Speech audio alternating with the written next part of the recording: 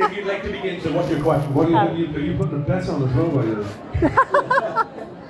Is this on? Oh, Is it on? front No, it's microphone not. on, please, techie. Yeah. Come on. Is it on yet? I tell you what, I'll just. Oh, try it again. Come again. So that's it. There we go. Yay. Yes, I was putting it down.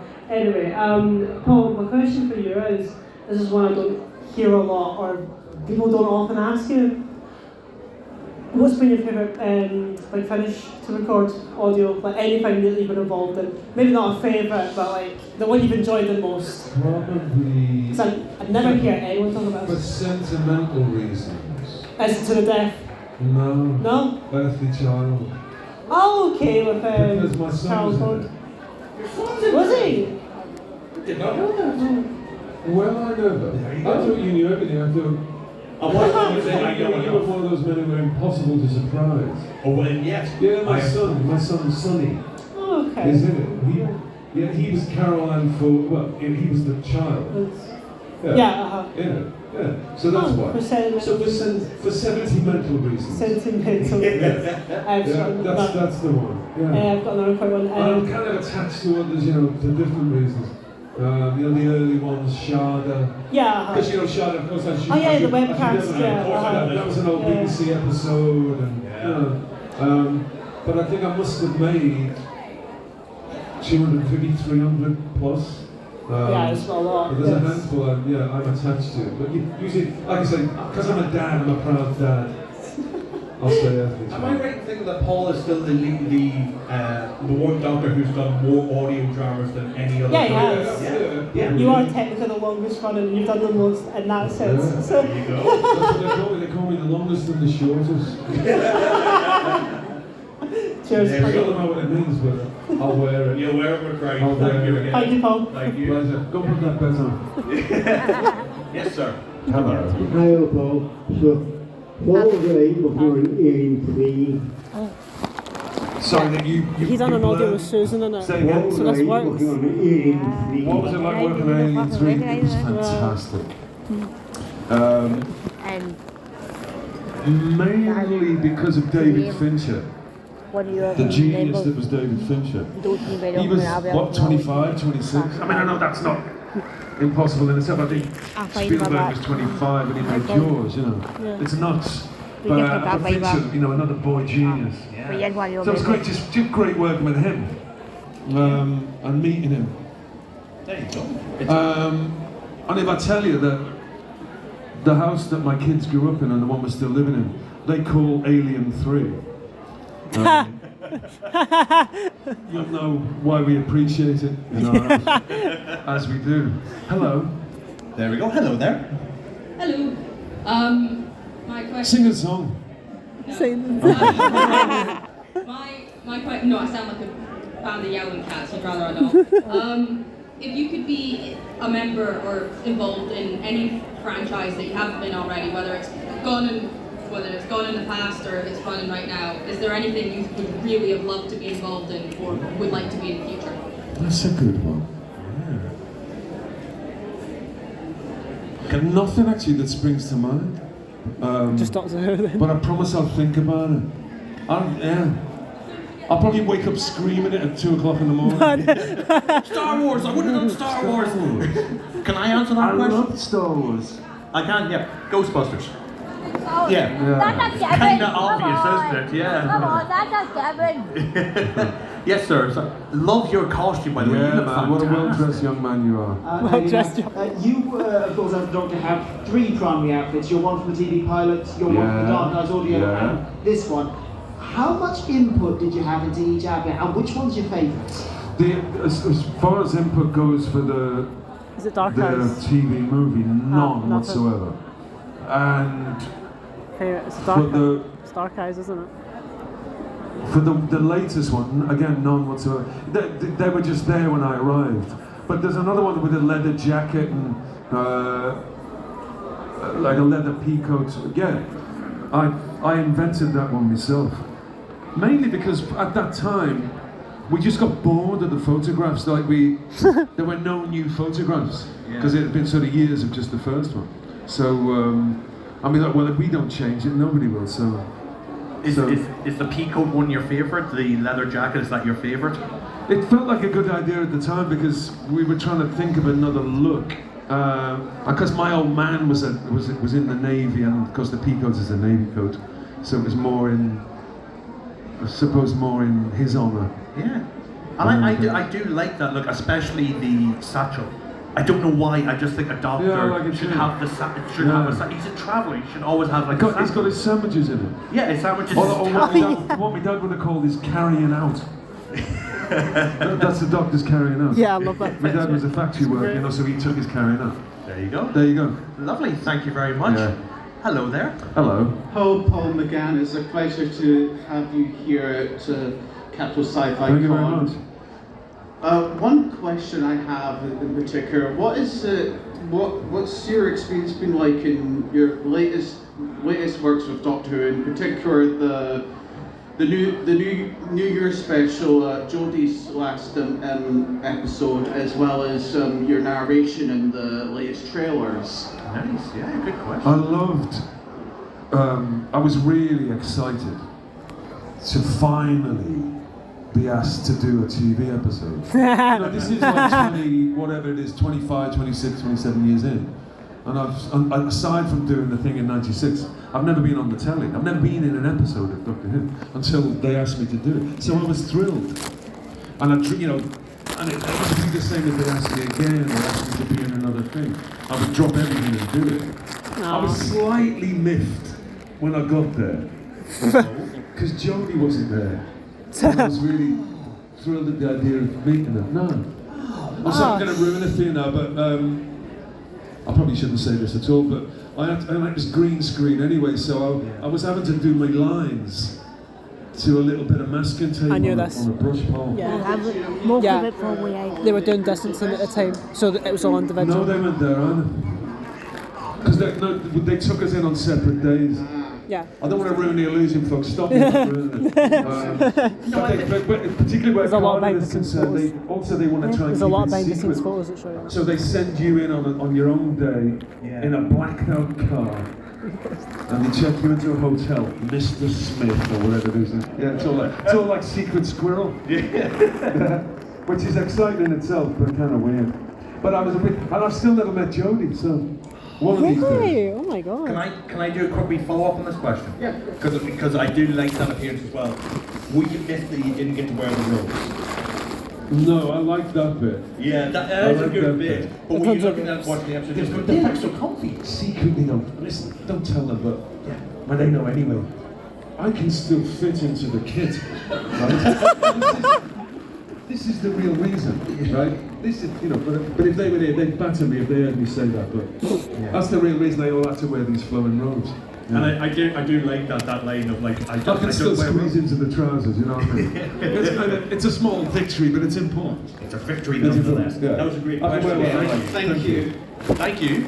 Hello there. Hey Paul, my question is, what was your inspiration for working in like TV and movies and all that kind of stuff, being an actor and stuff like that? I can think of one instantly. It was John Hurt. In the 70s when I was, I can remember topical? Being whatever, 14, 15 years old and watching I, Claudius, remember? For those old enough to remember it. John Hurt played Caligula, didn't he, in the thing? And I can remember sitting with me dad and saying to me, Dad, is that a job? And I said, what do you mean? What is he getting paid for it? I mean, that's saying, well, I don't suppose he's doing it for nothing, kind of thing. Yeah. And it was the first time I think I ever thought that, that would be something to do when I left school. And so John Hurt was a really big, probably the big inspiration. He made me want to be an actor. Eventually I met him, I got to meet him, and I told him that story. Yeah. What was his reaction? He said, "Shut up." In that voice.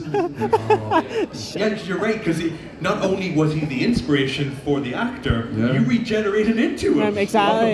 Again, he wasn't there on the day. I had to play him as well. He wasn't. Instead of the little bit of him that you see, that was me. Yeah. I'm ruining it all for you now, aren't I? No, I'm ruining the illusion. You peek behind the scenes. I was really hoping John Hurt was going to be there, and he wasn't there. But eventually, I got to meet him at a convention, and he was great. I'm a real believer as well that if you meet your heroes, you've got to you got to tell them. Yeah, You got to exactly. say it, you know. Be it good, bad, or anything, that phrase "never meet your heroes." I don't believe in that. Yeah, you have to. You've got to. Yeah. And the whatever the maxim or the aphorism or the it's not true. Generally, they're just lovely, you know, when you read them. Yeah. I can imagine some of them probably aren't like that. John Hurt was. It's just adorable. And James Fox, he was another one. Oh. So it was between him.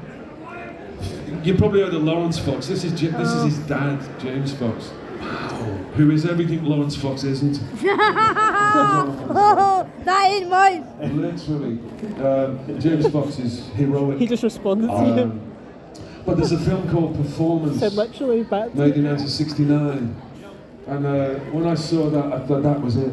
That's what I want to do in my life. I want to just, you know. So between those two. Fantastic. There you go. That's a long-winded answer to your simple question. Yeah. Thank you for that. Was a great question. Thank you. Hello, sir. Hello again. Hiya. It's a bit of a two-parter. Does it feel powerful to have a microphone? A little bit. It's good. Two-part question is, if they do a collection set of the wilderness years, a question is how involved would you like to be with like special features like behind the sofa? If they want to do like a special Tales of the TARDIS episode with you and your companion for that story, how much would you want to? I would just do it. Yeah. If it's a good idea, and fans want to hear it, and it's worth doing, I'm there. I'm always there. I would also be up if they put some audio adventures in there as well, just a couple of fan favourites. Yeah.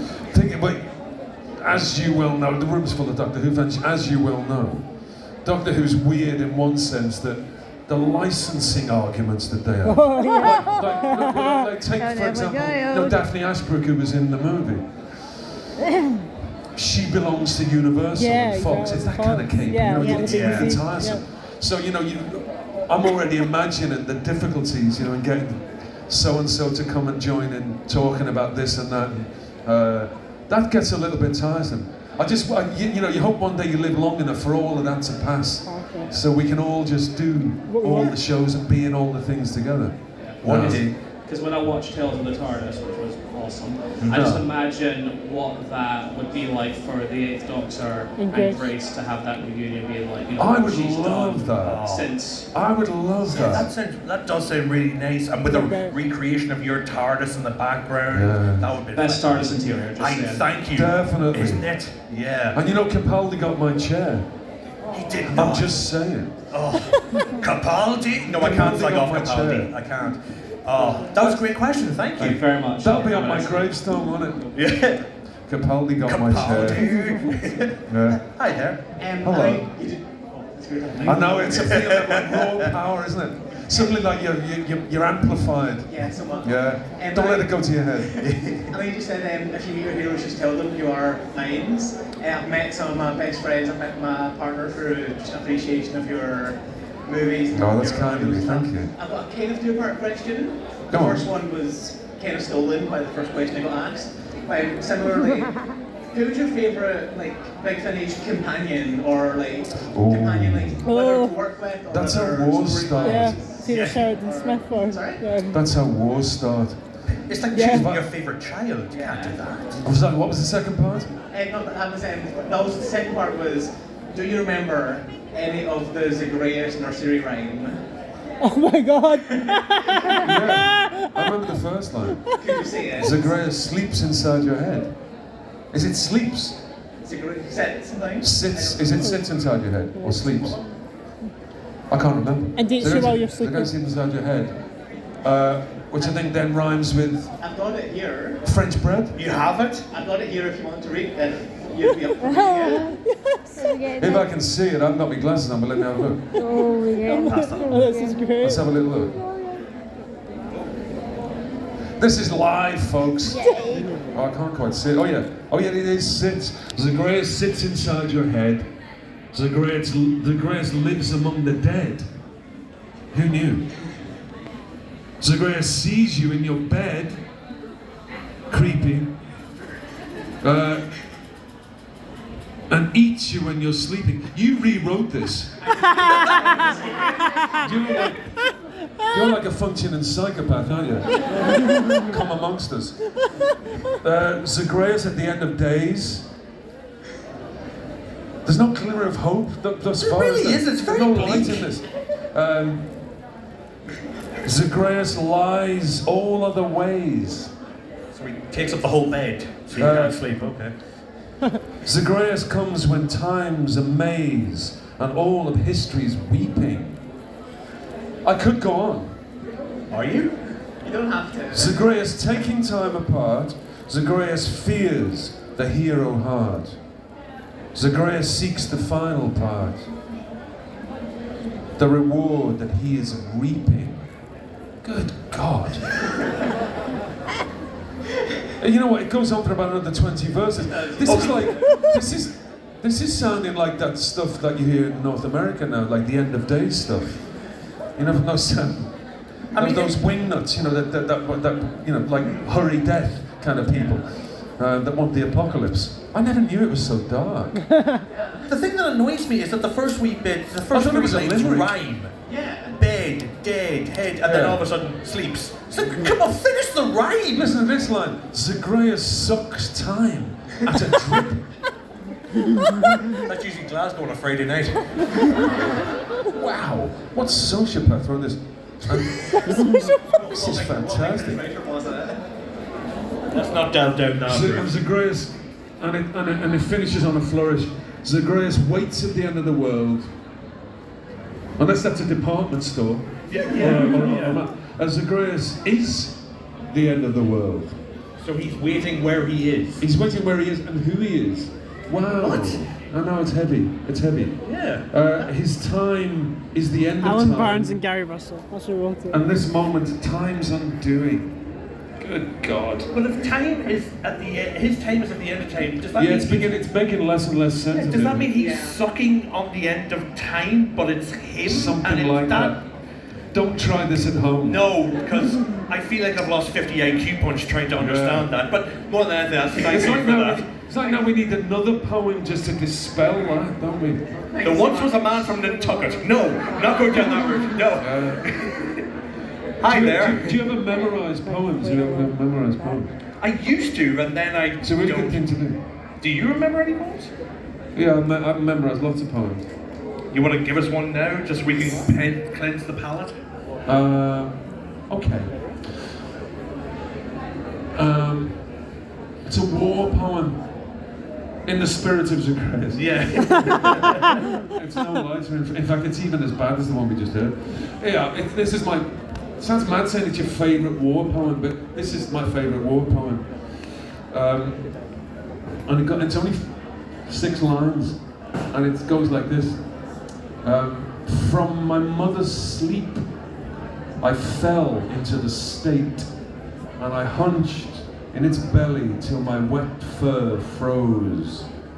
6 miles from earth, loosed from its dream of life, I awoke to black flak and the nightmare fighters. When I died, they washed me out of the turret with a hose. Wow. Everybody, round of applause for that. You got it left on me. That's called The Death of the Bull Turret Gunner by Randall Jarrell. There we are. There you we can have go. that for free. Hello. Hi there. Hi. So the last person that went, the lovely person, has decided to steal the question from my brain. They all do right that, don't before they? I did. You should have got to the front of the queue rather than fifth in the But queue. it's fine because I've still got the second part. Okay. The first part was which is your favourite companion for you that you worked with. I didn't answer that question though, did I? No, you didn't. Yeah, No, you did not. We deflected that one, but you know, what's the second part of that question? If I say Sheridan Smith, I'll get battered. But anyway, go on. Anyway, what was your other The question? second part was which voice actor did you find the best to work with? Who was like the funnest to work with? Which what? Voice actor. Which for, voice like, actor was the audiobook. funnest to work So with? for big finish. Who's the lad who plays the 11? Edinburgh actor. What's his name? I'll find out. Yes, quickly Google, please. Sorry? Jacob. Just Jacob. No, it isn't. Who plays the 11? Not Matt Smith. No, not that 11. That's the 11th Doctor. Sorry? Mark Bonner. Mark Bonner. There you go. Mark Bonner. Mark Bonner, Scottish actor, genius actor, fantastic. And the things, you know, he plays this character. There's 11 of them, or is he the 9 or I forget what he is. He's 11 anyway. Yeah. But he's going between these characters in real time, and they're all delineated. They're all like, you know, they're all like discrete characters. Yeah. And because when we do the big finish, at least we did before COVID, we're all in the same room in like isolation booths. So we're watching him do it. And I wish there was a film of watching this genius at work, of him, you know, going between his. Anyway, him, that's the answer. There you he's go. Absolutely fantastic. And I see as well now, because he's also, in fact, I hate him, he's also really good looking. Yeah, he's one of those really like I know that you hate him as soon as you meet him because he steals everything. That went on like a real roller coaster. What's that actor's name that played 11? Oh, I love him. He's brilliant. Actually, I hate him. Yeah, Mark Bonner. Look out for him. There you go. Genius. Thank you for that. Hi there. Hi. Hello. I'm Callum. Hi, Callum. Hi, Callum. We can hear you. I met Paul in Comic-Con Aberdeen 2023. Oh, last year. Hello again.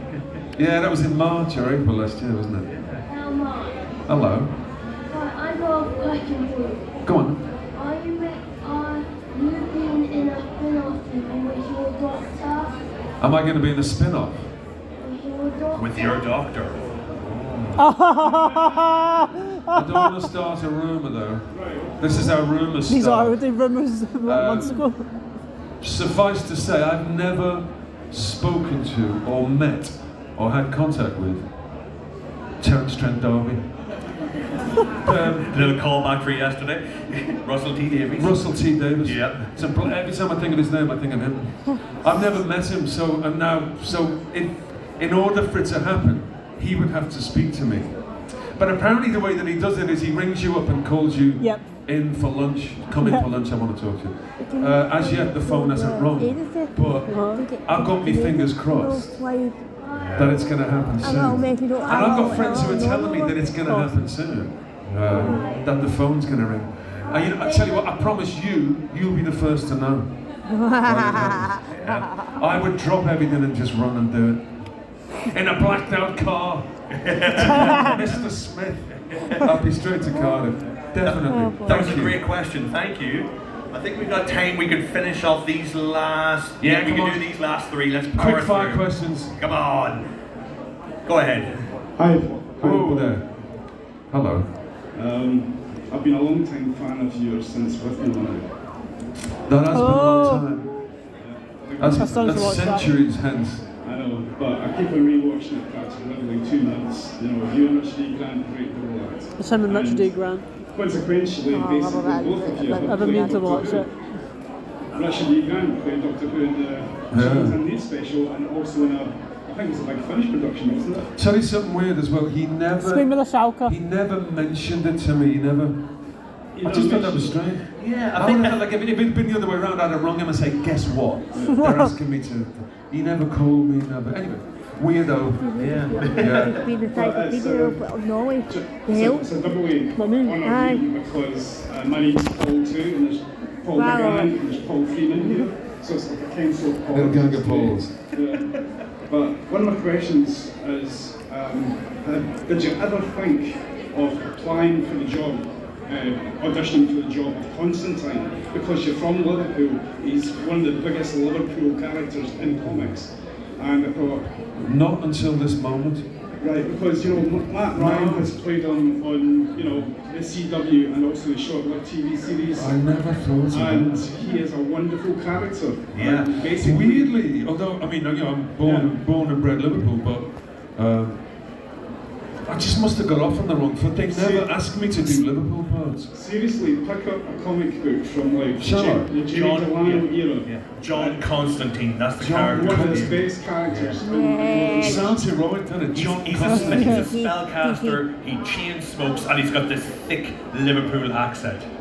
Typecast, man. Boom, boom, and boom, right there. Come on. And they might have to help DC. If I do it, you're going to be to blame. You know that, don't you? Well, the thing is, well enough, it's fine. you know, I know you can. when I saw like these people like Keanu Reeves has played him, for example, Matt Ryan on TV, and I thought, why is no one like picking Paul McGann? He's from Liverpool. He's got the look. He's got the fine features. He's got the sort of like the swag. Yeah. You know, right. That's it.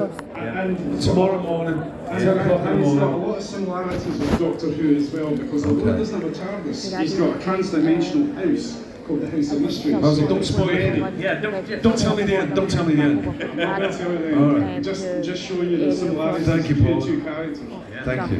And the Big Finish work is amazing, and I'd like to say, hopefully you get that job. Okay. It'll be your fault if I do. Because basically I'll be right there, because you deserve a longer run as Doctor Who. Okay. Definitely. Take care, mate. Brilliant question. Thank you for that. Yeah. And you've introduced Paul McGann to John Constantine. Yeah. That's a big push right there. Come on. Yeah. 10%. Yeah, that's what he's looking for. You'll get 5 or be happy with the judge. Sorry, sir. Sorry, go ahead. Hello. Hi. Can I just also say that with Villains Eyes an absolutely wonderful film, as much as I love Doctor Who, you will always be, that was the thing I will associate you with. Aside from that and Doctor Who, which I think are the two obvious ones, what is your favourite film or TV show that you have been involved in? Probably,